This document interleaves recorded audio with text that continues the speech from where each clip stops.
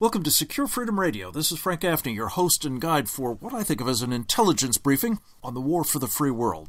Who better to take an intelligence briefing from than the former chairman of the House Intelligence Committee, Congressman Pete Hoekstra, now the Shillman Senior Fellow with the Investigative Project on Terrorism, an indispensable organization in Washington, D.C., also a senior director in Greensburg-Trauerig's Government Law and Policy Practice organization. Congressman, welcome back. It is always good to have you with us, sir. Hey, thanks, Frank. Good to be with you. Let's start with your current read on what's happening with respect to President Obama's determined effort to secure a deal having, something to do, I guess, with nuclear programs in Iran, but not necessarily designed to foreclose them. What's your reading on what's going on? Well, I think what's going on here, Frank, is that more and more, this is the president and his administration acting alone. I think they're losing a lot of support. They'll continue to lose support here across the board in the United States. Obviously, with what some of the things that have been happening internationally, folks in the Middle East are very, very concerned about this pending agreement. My hope and expectation is that as this thing continues to kind of slide off the rails, that it provides us with a real opportunity to beat this deal and make sure that it doesn't happen. I wanted to visit with you, Congressman Hoekstra, about a development that I think for most of us who've been following the Middle East for years might have found incredible. But nonetheless, at the Council on Foreign Relations this week, the Israeli former ambassador to the United Nations, Dori Gold, appeared with a former Saudi general known to be close to senior members of the royal family on the same stage to essentially say we are of a mind about this Iranian nuclear program and it seems prepared to collaborate about it. What did you make of that? Well, I think this is kind of what we were alluding to in the first topic, that this deal is not only losing support here in the United States, but with our friends and allies in the Middle East, the people that are going to be most directly affected.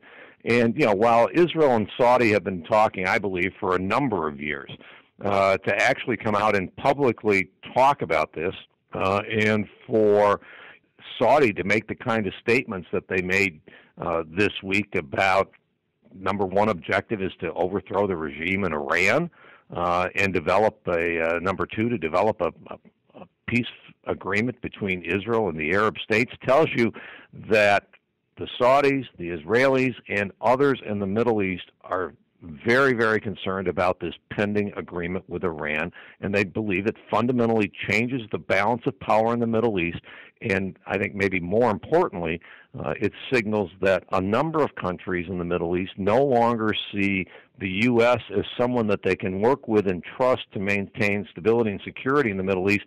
The good thing coming out of that may be that they now recognize they need to take more ownership of this themselves. But the bad thing is, it further diminishes America's role in standing in the Middle East.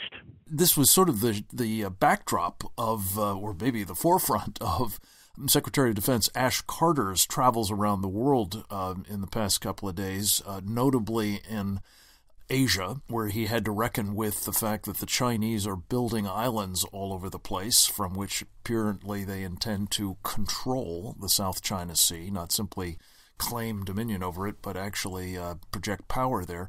And just in the past 24 hours in Europe, where he's being confronted with the fact that the Russians are, by some accounts, preparing to flat out invade Ukraine.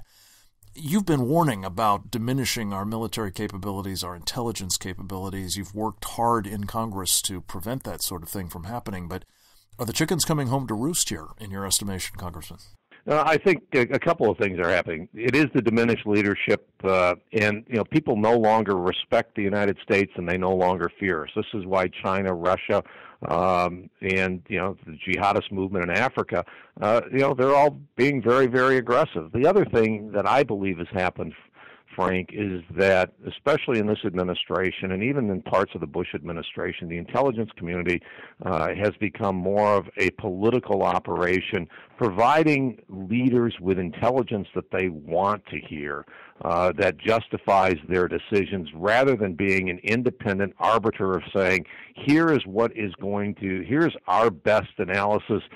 Take it or leave it. It may or may not support your policy objectives, but we are an independent voice. I mean, we've got just Libya, the facts, ma'am, as they used to say on Dragnet. Just the facts. I mean, they got Libya wrong. They got the Arab Spring wrong. They're getting Iran wrong. Some of the documents that have come out from bin Laden, out of when he was killed, clearly indicate that on issue after issue after issue, we've gotten things wrong. And, how many times haven't we heard in the last 18 to 24 months the administration or the intelligence community coming out and say, well, we were surprised by that. We were surprised. And actually, Frank, I don't believe a lot of times that the experts at the lower levels were surprised. They anticipated some of these things, but they just weren't permitted to say it. Yeah, that definitely seems to be the groupthink model of the Obama administration.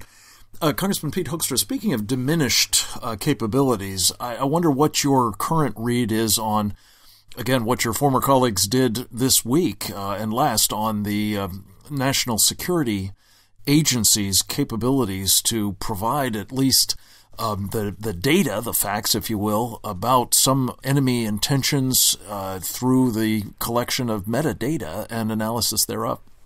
Well, they made the best of a very, very bad situation. I think this is going to somewhat diminish the capabilities of the NSA to identify terrorists here in the United States. That's exactly what the metadata was for. That's exactly what this information that we're no longer going to be collecting was intended for, was to identify rapidly and with great flexibility individuals, or actually all they would do is identify phone numbers that we would be suspicious of, and then we would have to go and get warrants to be able to listen to the content and to identify the people and those kinds of things. But that capability is going to be diminished. But the bottom line is, over the years, Congress and policymakers have done a terrible job of defining exactly what this program was and how it worked. And so I believe, I run into it all the time, Frank, is people saying, Pete, why did you listen into our phone calls? Why? And it's kind of like, we never listened to a phone call unless we went to a court and got authorization. You could see this train wreck coming for a long time. There was a sunsetting of these authorities, and unless steps were taken affirmatively to extend them, they were going to disappear. A similar train wreck seems to me to be in prospect now. With respect to legislation, I believe you had a very important role in back in the day, the Iran-Libya Sanctions Act, ILSA, which is, as you know, kind of the foundation for all of the subsequent sanctions on Iran that have come into place. It's supposed to sunset at the end of this year, as I understand it. Are we likely to see, on the one hand, the Iranians, for sure, and perhaps the Obama administration as well, allowing the negotiations to just kind of slide on and run the clock out on these sanctions and thereby achieve what the Iranians, and I guess the president is determined to do for the Iranians, namely the end of the sanctions regime, at least the U.S. ones? I think that's very, very possible. I mean, it's very interesting. I was very involved in opening up the doors to Libya and Gaddafi, but, to open a relationship with Gaddafi had to do a number of things and change behavior. With Iran, it's exactly the opposite. The United States is opening up the doors. We are changing our behavior. Iran's not doing anything differently.